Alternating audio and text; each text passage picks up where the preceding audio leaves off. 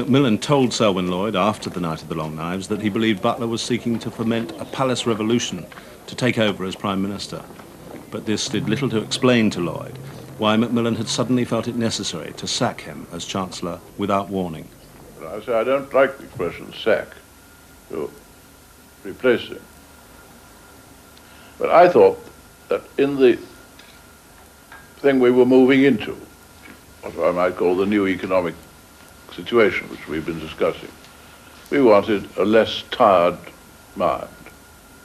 Now, Selwyn had been a most splendid minister, took office about 1951, I suppose. He was Foreign Office through all the Suez and all that followed. He was Foreign Secretary with me, went loyally to the Treasury when I asked him. He had a solid 8 years of it. And I felt he was not creative anymore. Well, he has given his own explanation of that. I think he said he thought that I was tired out. I personally didn't feel at all tired. I thought things were going rather well. It just shows in politics you must always be ready for the unexpected. I think he was greatly influenced by the by-elections. I think there was no doubt that I was unpopular. There was no doubt that opinion was running against the Conservative Party in the by-elections. I think we'd have all got over it with the summer recess. I think probably the chairman of the party advised him accordingly, Mr. MacLeod, at that time, and I think they thought I was a political liability. It was the end of a relationship that had lasted for more than a decade at the top of the government. The man who'd been Macmillan's loyalist lieutenant was in a daze as he walked out of Admiralty House. Selwyn walked back alone to the Treasury, and then about half an hour, three-quarters of an hour later, came back to his official residence at St. James's Court. And I remember thinking, how extraordinary the day began with Selwyn with, 20 civil servants and officials and drivers all round him. And at the end of the day, he's ended up, and I'm the only person who's still with him. And this sense of losing everything was heightened by the chauffeur saying goodbye, and then the following morning, the post office engineers arriving to remove the scrambler telephones. And one of my first jobs, Selwyn asked me to do in this new role as sole assistant to the ex-Chancellor of the Exchequer, was to go to the management of the St. James's Court's flats and to ask if I could negotiate a temporary reduction in the rent, because Selwyn had no money at all beyond his ministerial salary. And from the 12th of July onwards, he was going to have to pay the rent for an expensive government flat, which he could not possibly afford to do. And he had to look around for alternative accommodation pretty quickly. So it was very brutal in terms of the personal side of the dismissal. What effect did it have on Selwyn Lloyd himself? Well, Selwyn kept an outwardly brave face to the world, but inwardly he was reduced in a matter of hours from being a strong, confident, powerful politician to being an emotionally paraplegic politician. He was broken by this, he was shattered. He couldn't really believe it had happened. The following weekend he came to my parents' home in Suffolk, and I have a rather vivid memory of him at that particular weekend when the scars were still far from healing. He walked up and down our croquet lawn for approximately 5 hours non-stop. It looked like Admiral Hornblower pacing up and down the deck of his ship. But in the Tory Sunday Telegraph, there was no sympathy for the sacked Chancellor. Lloyd's removal had come not a moment too soon, declared its city editor, one Nigel Lawson. To be sure, wrote Lawson, the Prime Minister's dismissal of yet a tough Chancellor, 18 months or so before a general election, is inclined to make one just a little cynical of the course of British politics. On the day after Macmillan had dispensed with his Chancellor, Friday the 13th of July, there was a succession of further ministerial immersions at Admiralty House. The Housing Minister, Dr. Charles Hill, had only 2 months earlier delivered a Tory election broadcast in praise of Macmillan.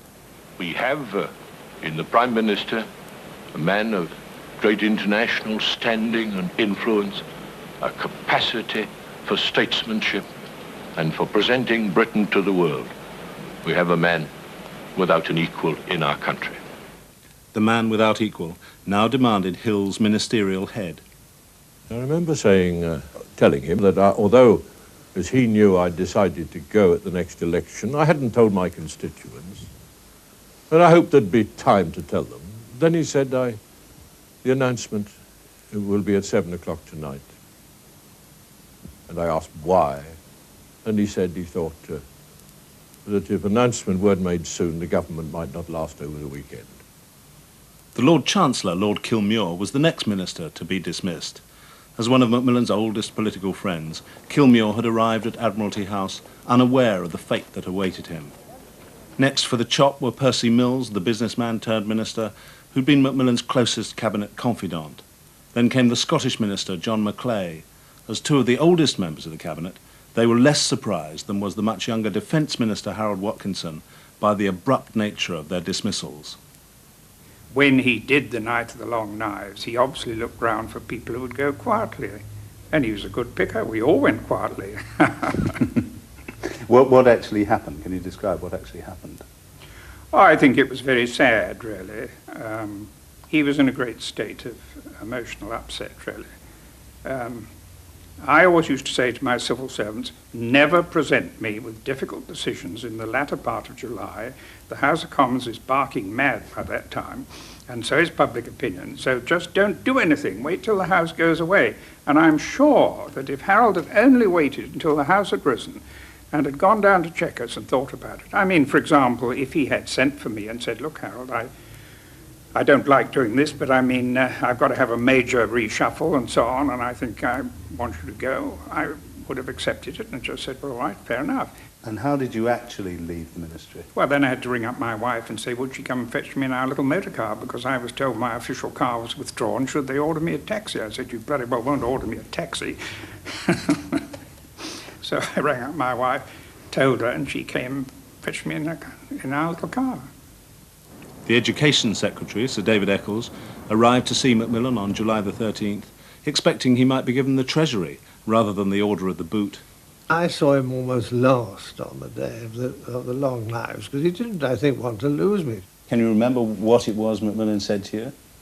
I want a drink, he said. So he looked very tired, and I knew where the whiskey was kept, so I got that out. And we had a good long drink. And then he said, I want Edward Boyle to take on your job. Will you go back to the Board of Trade? I said, no, I won't. But did you say to him that you would have liked to be Chancellor of the Exchequer? Oh, yes. I said I would stay with you with that, but I've appointed Maudley.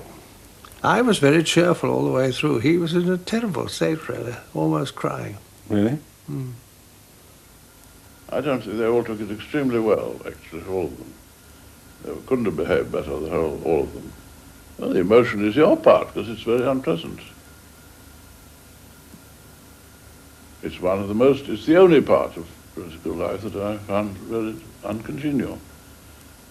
As I say, and especially as it has to be done this abrupt way. But no difficulty at all if you could do it like, obviously you just say to one of the managers, I think you're getting on a bit, but rather good thing if you retire at 63. And he says, all right, the pension's all right, so nice.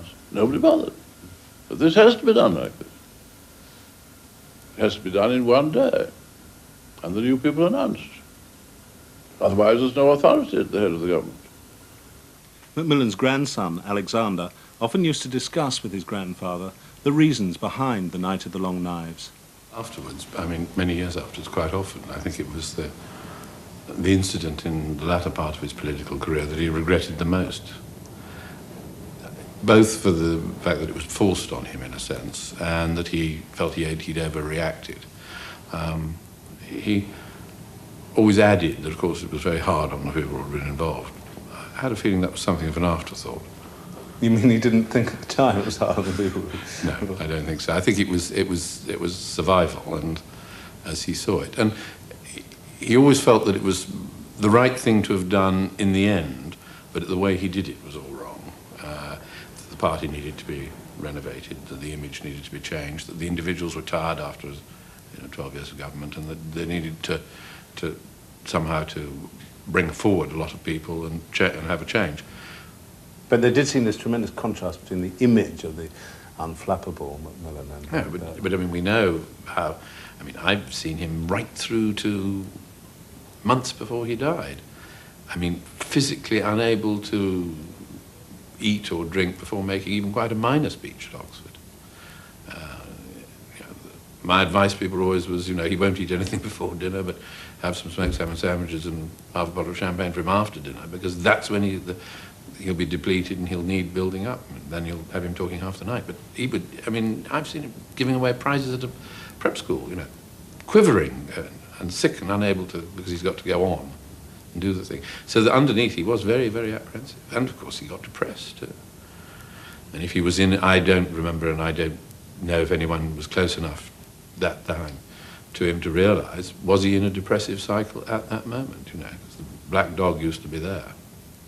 And if that was hanging on his back, yeah, I don't blame him for doing anything. It's enough to drive anyone to making panicky decisions. He was obviously a man who was subject to fits of depression and self-doubt. I mean, if you look at his career, they are a series of the most extraordinary somersaults. The Night of Long Knives, he sacrificed all his closest advisors and the principal members of his cabinet. Now, if that isn't a somersault, I don't know what is. The number of the other people who were dismissed came as a great shock, and they were very bitter about it. You don't Yes, seem they were. to be. They were. And we had a party. The Queen asked us all to resign together to her, you see. And they were awfully bitter, I know. I hadn't seen them before, between the night and the... And who were the ones who were bitter when you saw them? Well, Selwyn was very bitter. Yes. But worst was Killmuir. Killmuir was scarlet with rage. Killmuir had protested to Macmillan that he'd been sacked with less notice than he would have given his cook.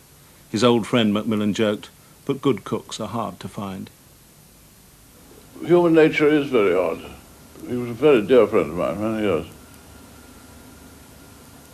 And every 6 months or 3 months he used to say to me, you know, of course, if I'd be any help to you, my place is at your disposal. And when I took advantage of this after 7 years, he was deeply hurt. But that does happen. The thing was focused marvellously. The following day, my mother went to buy the fruit from the Struton Ground, which is just near Westminster. And the stallholder said that, your old man's old dad's been doing a bit of chip, chip, chop, chop, hasn't he? And she said, well, yes, conscious that Lady Killmuir was further down the street. And he said, everything all right between your old man and his old dad? So she said, yes, they get on fine. I said, well, why don't you put him in the government then? Mother said, well, you can't put your son in the government. I don't know, I'd put him in the Treasury. See the boy? My eldest youngest, keeping an eye on the cash box. Always put the blood where the money is.